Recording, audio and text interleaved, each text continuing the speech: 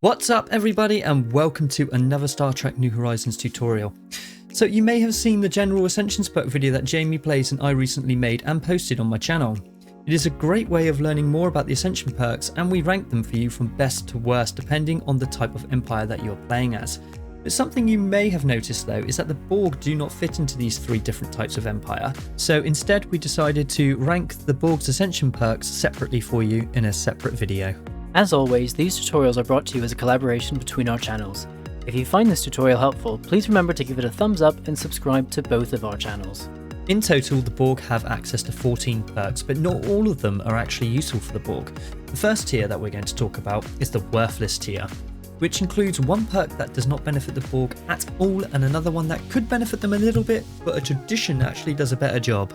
The first is Interstellar Dominion, and that decreases outpost influence build cost and claim influence costs by 30%. This sounds great, but since the Borg do not use the claim system, that part of the perk is a complete waste.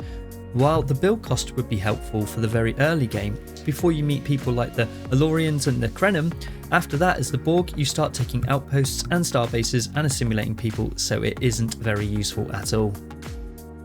The second is Transcendent Learning, which increases your leader level cap by 2, increases their experience gain by 50% and increases the leader pool size by 1. It sounds great, and if there weren't new traditions in the game that came out in October 2021, it would not be in the tier. However, the Perfection Tradition tree does all of these things as well, and you don't have to waste a perk slot to get it.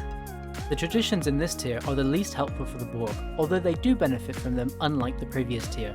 In no particular order, they are Mark 25 Warp Sensor, which increases the sensor range and planet sensor range by 1 and increases the base intel level by 5.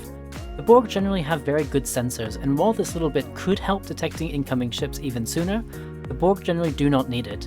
The Borg also gain intel very quickly, so the base intel level increase is really negligible. Imperial Prerogative increases administrative capacity by 20%. This is especially good for lowering the cost of research, but since a lot of the research that the Borg gains is during the assimilation process, it does not make much difference how much it costs. It does, however, reduce other penalties for the Borg, although again, these don't usually cause many difficulties anyway from the mid-game onwards. It would be better to get a different perk. Mind over Matter increases monthly Unity by 25%, which sounds good, but the Borg do not use Unity very much in Star Trek New Horizons. More Unity per month would mean you gain traditions faster, but you gain tons of Unity points when you assimilate pops as well, so that is the better option. Finally, Executive Vigor increases edict duration by 100% and lowers edict cost by 25%. Again, it sounds good in theory, but in practice you usually do not need it, as it is relatively easy to make a very strong economy that can handle the costs of edicts, especially if you're aggressively assimilating as you should be. The first perk in Tier B is Fleet Maneuvers, and this gives fleets sublight speed and evasion plus 15%, and the ship fire rate a plus 10%. While the evasion bonus does not really affect the Borg ships much, the ship fire rate and sublight speed increase is generally very useful for the Borg.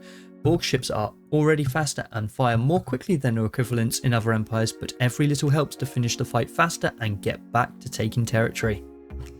The Space Fortress perk. Now this gives you an increased defense platforms cap by plus 10, which works well for the Borg. Borg starbases are generally more powerful than other empires because of the research options that the Borg have. Adding more defense platforms? Well, that just adds insult to injury, as it makes them even more powerful. Synthesis is Perfection. It is a perk that is unique to empires that build their pops rather than grows them as most empires do. The Borg are an example of this. Because of how the Borg gain pops in the shows, it takes a very long time to naturally build other Borg pops. As a result, you are more likely to gain pops by assimilating them rather than building them.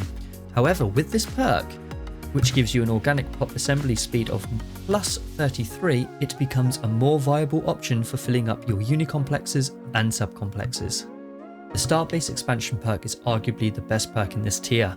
Not only does it reduce Starbase upkeep by minus 15%, but it also increases Starbase building build speed by 25%, Starbase module build speed by 25%, Starbase upgrade speed by 25%, and it also gives the Starbases an extra building slot. For this tier, we recommend you get them in a specific order. Just like in the general Ascension perk video we released, we recommend the first Ascension perk you get is Magic to make the sanest man go mad. It gives you plus 10% to research speed and 2 additional research alternatives.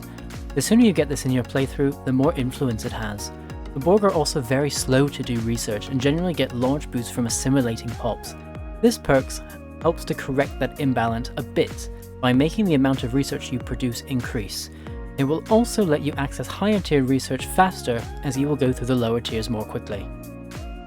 The second one we recommend is Galactic Force Projection, which increases naval capacity by 150 and the fleet command limit by 50 points. Borg ships are not only expensive, but they take a lot of naval and fleet capacity.